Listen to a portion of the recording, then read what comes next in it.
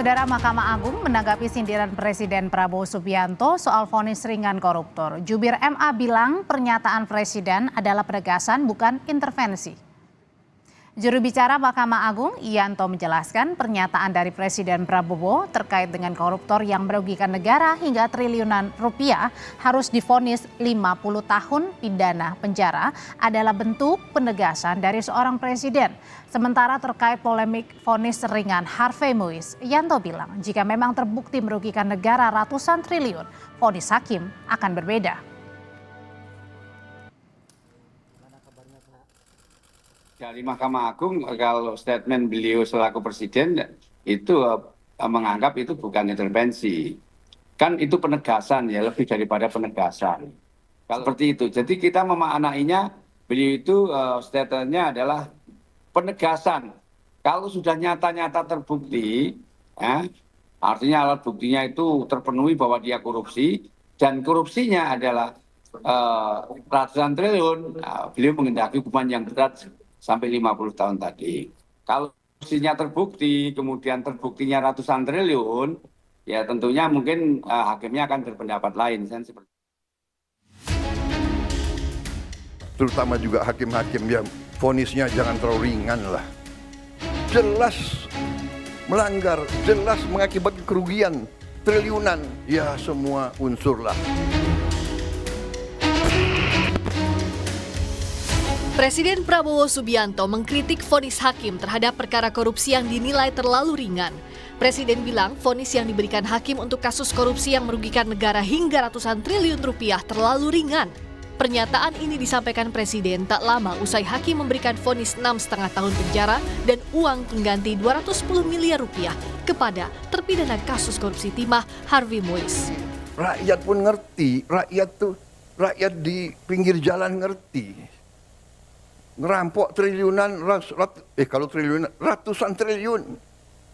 Jaksa Agung naik banding nggak? Naik banding ya? Naik banding.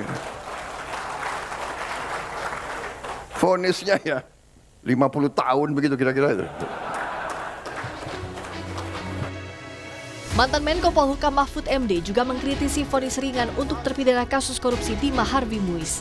Mahfud menilai bukti kerugian keuangan negara sebesar 300 triliun rupiah yang diajukan jaksa dalam dakwaannya seharusnya bisa dihitung dan dijadikan dasar pertimbangan vonis hakim. Pada ketika orang mempersoalkan bahwa ini hanya perhitungan spekulatif atau asumsi gitu atau potensi, Febri Ardiansyah waktu itu jelas mengatakan kepada publik ini bukan kerugian perekonomian tapi kerugian keuangan. Artinya uang itu konkret 300, waktu itu disebutnya 371 triliun.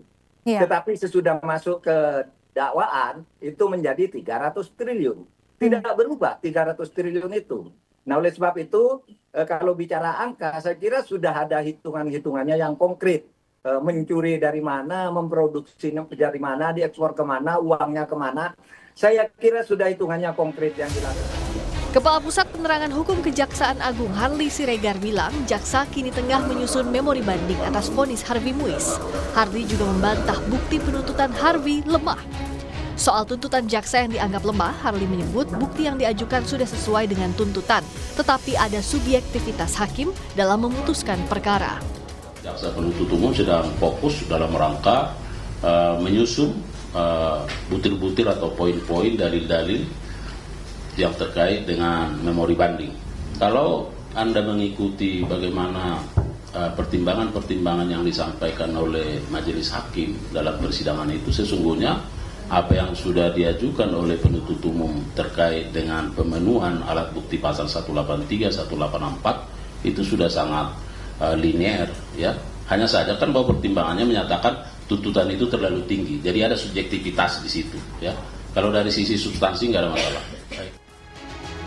Dua terpidana kasus timah, Harvey Muiz dan Helena Lim, mendapatkan vonis ringan dari tuntutan jaksa. Suami selebritas Sandra Dewi Harvey Muiz hanya divonis 6 tahun 6 bulan penjara dengan uang pengganti 210 miliar rupiah, padahal jaksa menuntut Harvey dengan 12 tahun penjara. Sementara Helena Lim divonis 5 tahun penjara dan membayar uang pengganti sebesar 900 juta rupiah. Tim Liputan, Kompas TV.